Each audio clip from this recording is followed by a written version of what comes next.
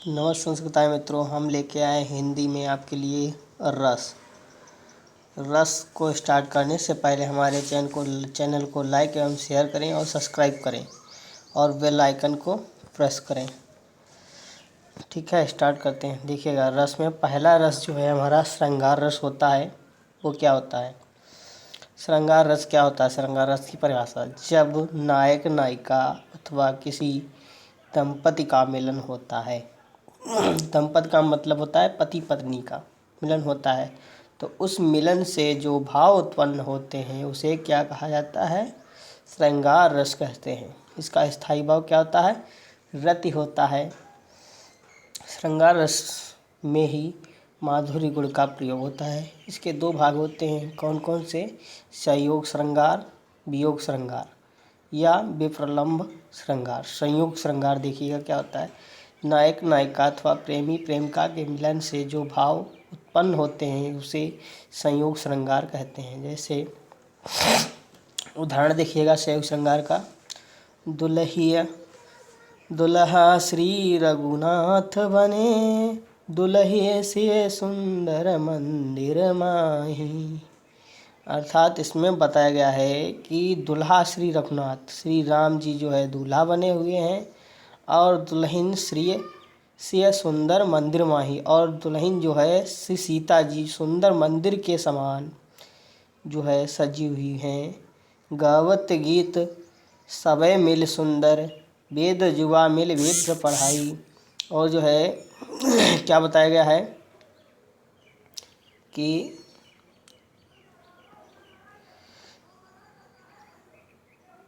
तो क्या बताया गया है कि राम का रूप निहारत जानकी, कंगन नक के परछाई। कि राम के रूप को जो है जानकी जी कंगन के नग में परछाई को निहार रही हैं।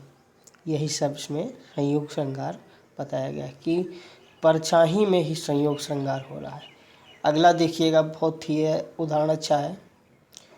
वतरस लालच लाल की, मुरली धरी लुकाय, सौह करे भौवन हंसे, दीन कहे नटी जाए। क्या है कि बतरस लालच लाल की, लाल श्री कृष्ण जो हैं वो अपने लालच में ही पड़े हुए हैं और बातों से ही बात कर रहे हैं। मुरली धरी लुकाए, और जो है राधा जी ने बातों में श्री कृष्ण को डाल करके मुरली को लुका करके रख दिया है। साह करे भौहन हंसे, और जो है अपने भौहों से हंस रही हैं। देन कहे नटी जाए, और जो उनको जो है उन पर निछावर हो रही हैं। अगला क्या है? वियोग श्रृंगार। देखिएगा, इसके बहुत उदाहरण हैं। उधो में बिरज बिसरत नाही, ये भी है उदाहरण। अगला उदाहरण देखिएगा, वियोग श्रृंगार नंबर 2। वियोग श्रृंगार में क्या होता है? जब जहाँ पर प्रेमी प्रेमिका अथवा किसी दंपति का मिलन संभव ना हो वहाँ वियोग श्रृंगार होता है। जैसे बिछुड़न, ठीक है, ये होता है। जैसे हे खग हे मृग मधुकर सैनी, तुम देखी सीता मृग नैनी। ये उदाहरण बहुत अच्छा है, सरल भी है। अति मलिन मृसुभानि कुम्हारी, अधोमुख हरति उरद नहीं चितवती, जोगथ हारे थकित जुआरी, छूटे चिउर वरन को मिलाने, जोलनी हिम कर की मारी। ये उदाहरण देखो है। अगला जो हमारा रस है वो कौन सा है?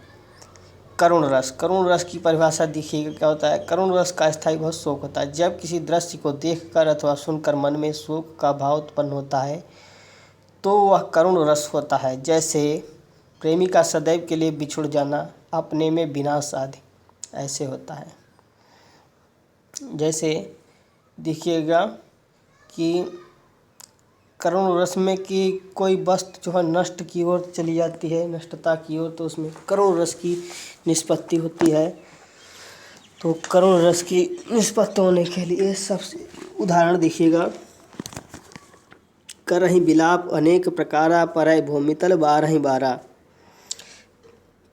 ये जो है रामचंद्र जी विलाप करके अनेक प्रकार जो है विलाप कर रहे हैं और पराई भूमि पर तल पर वार ही वार रो रहे हैं, ये कह रहे हैं। और ये देखिएगा बहुत उदाहरण जो है, उदाहरण बहुत हैं इसमें, अच्छे हैं, सब पढ़ लेना। हास्य रस में देखिएगा, हास्य रस में होता है जब किसी कार्य को हृदय भाव से प्रसन्नता का भाव उत्पन्न होता है तो उसे हास्य रस कहते हैं, जिसका स्थायी भाव हास्य होता है। जैसे उदाहरण देखिएगा, पिल्ला लीनी गोद में मोटर भई सवार, अली भली घूमन चली किए समाज सुधार। पिल्ला लेकर के गोद में मोटरसाइकिल पे सवार होकर के चल पड़ी हैं अली भली घूमन, अर्थात अली गली में घूमने के लिए चली हुई समाज सुधारों को लिए चल रही हैं, समाज सुधार के लिए चल पड़ी हैं। क्या कोई जो है पिल्ला लेकर के गोद में मोटरसाइकिल पर समाज सुधारने के लिए चलता है? यही हास्य रस होता है भाई। रौद्र रस, रौद्र रस में जहाँ पर उत्तेजना अथवा अनुचित बात के कारण मन में गुस्सा का भाव उत्पन्न होता है उसे रौद्र रस कैसे हैं कहते हैं। इसका स्थायी भाव क्रोध होता है। इसका उदाहरण है रौद्र रस का, दिखेगा, हे नृप बालक काल बस बोलत तो हिन समार, धनुहि सम त्रिपुरारि धनु विदित सकल संसार। ये है। अगला है भयानक रस होता है। भयानक रस में क्या होता है, विकृत चेहरा कार्य एवं किसी भयानक स्थिति को देख करके जो हमारे हृदय में भय का जो भाव उत्पन्न होता है उसे ही भयानक रस कहते हैं। इसका स्थायी भाव भय होता है। जैसे देखिएगा, उदाहरण है, वह रात झंझरात दावानल आयो, घेर चहुँ ओर करी सोर अंधर वल, धरिन आकाश चहुँ पास छाओ। वह रात झंझरात अर्थात भौराते हुए और झौराते हुए, दावानल, दावानल जो है जो बहुत ही विनाशकारी अग्नि होती है उसे दावानल कहते हैं, जो है वो आई हुई है। घेर चारों ओर कोर अंधर वल, और चारों ओर से घेर करके अंधेरे वल से धरनी आकाश चौपास छाया, और इस धरती पर आकाश के चारों ओर छाई हुई है। अगला है वीर रस।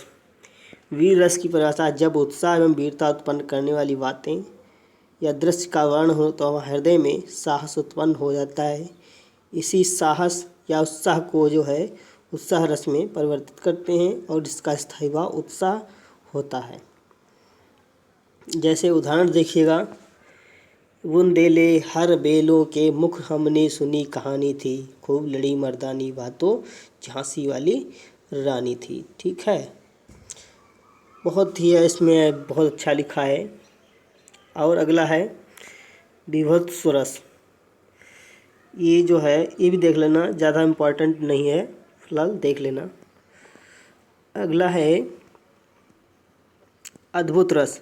जब किसी व्यक्ति अथवा घटना को देख करके मन में विस्मय या आश्चर्य का भाव आ जाता है तो वह अद्भुत रस कहा जाता है। स्थायी भाव आश्चर्य होता है। जैसे देखिएगा, उदाहरण है, केशव नहीं न जाय का कहिए, देखत तब रचना विचित्र अति समझ मन ही मन दही है। यह है अद्भुत रस, इसमें प्रसंग हो रहा है, अद्भुत रस की प्राप्ति हो रही है। केशव नहीं न जाय का कहिए, केशव है केशव, जाय जाय करके ये ना कहिएगा कि देखत तब रचना विचित्र अति समझ मन ही मन दहिए। इस रचना को देख करके विचित्र भाव से समझिए और मन में ही अपने धारण कीजिए। अगला शांत रस। शांत रस का स्थायी भाव निर्वेद होता है। जब सांसारिक विषयों से विरक्त ईश्वर भक्ति, अहिंसा एवं लोक कल्याण आदि के वर्णन से मन में शांत भाव का आता है तो वह शांत रस कहलाता है। जैसे उदाहरण देखिएगा, क्या होता है, गनि पछिताहे अवसर बीते, दुर्लभ देई पाई हरिपद भजु कर्म बचन अरु रीते। गनि पछिताए अवसर बीते, कि अवसर निकल जाने पर अब पछताने से क्या होता है। दुर्लभ देह पाई हरिपद भजु कर्म वचन अरु रीते, कि दुर्लभ देह पाकर के भी अपने हरिपद के भजन का कर्म हमने नहीं कर पाया और रीति को इस वचन में नहीं अपनाया, अब पछताने से क्या होता है। ठीक है, ये हो गया। और आपका अगला है मिश्रस। ये भी बड़ा इम्पोर्टेंट नहीं है, बस यहीं तक है आपके। देखिएगा, नव संस्कृत है मित्रों। आगे आपके समक्ष जो है अलंकार और छंद लेकर प्रस्तुत होंगे। बस आज यहीं तक। धन्यवाद, थैंक यू।